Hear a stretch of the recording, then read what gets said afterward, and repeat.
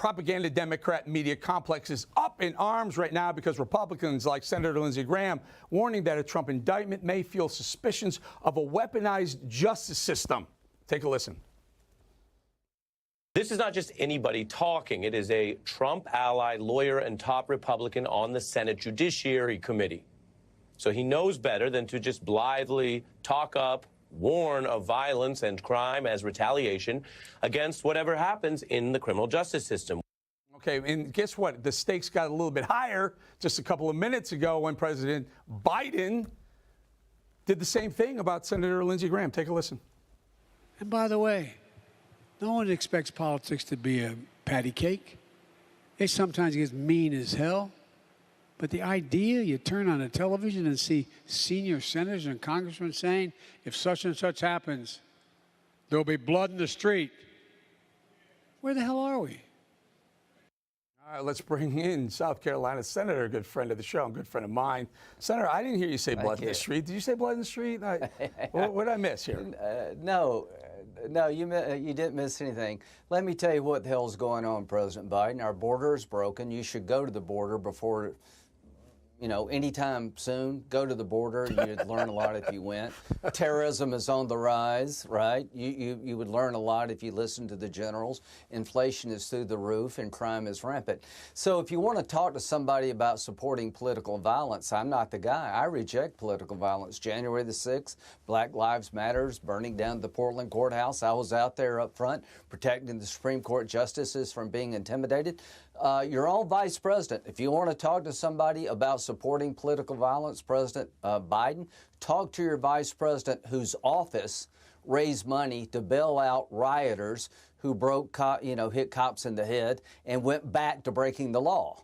So this idea of political violence I reject, but I also reject a double standard that exists in America. The idea that President Trump would be prosecuted for mishandling classified information after the Hillary Clinton debacle makes no sense to me. That's the road they're trying to go down. You see major newspapers talking about how the Trump case is different from the Clinton case. Well, how do they know? The people in charge of this investigation are leaking information to the Washington Post, the New York Times, to create a narrative that won't withstand scrutiny, just like the Russian hoax. So I am really tired of living in a country where the FBI tells Facebook Hunter Biden's laptop is Russian disinformation, and the same group lied to the FISA court to get a warrant against Carter Page. And what happens to the two guys in charge of that investigation? McCabe and Strzok, they're now on MSNBC and CNN as analysts. I think most conservative Republicans are tired as hell of this double standard. Yeah, Senator, it begs the question, let's assume the Republicans take the House and the Senate. You're on the Senate Judiciary Committee. You're not the ranking member, the second in charge. Yeah. I got to think, in the Senate Judiciary Committee is the oversight to the FBI. Yes. Christopher Wray, should he be saving his documents going forward in case, in the event you do take the Senate?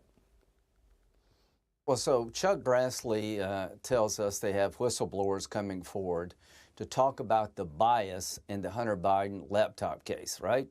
Okay, the Hunter Biden laptop, all that information was written off as Russian disinformation by the FBI to Facebook, and a bunch of former intelligence smart guys said it's all Russian disinformation. It turned out to be true. So how could the FBI do that? How could the FBI oversee the Carter Page investigation and get reprimanded for their conduct and have the same people looking at Hunter Biden? So if we get in charge, you better believe it. And I want to say this about the FBI. The average FBI agent, man and woman, is an American hero in my mind. The professionals at the Department of Justice are good people, but you have political, biased people inside these agencies that need to be rooted out. Remember Peter Strzok? I hope Trump loses $100 million to nothing. Talks about the Trump voter, the Walmart crowd. You can smell them. That kind of bias exists, and fascism really is when the government takes the law over for political purposes. So I am here to tell President Biden that I reject violence, but I sure as hell reject the Department of Justice and FBI's double standard here. And if you want to talk about political violence and encouraging it, you need to talk to the Vice President who just did exactly that. All right, Senator, always good having you, my friend. Good to have you on the show, and look forward to having you again on a regular basis. Senator Lindsey Graham, thank you.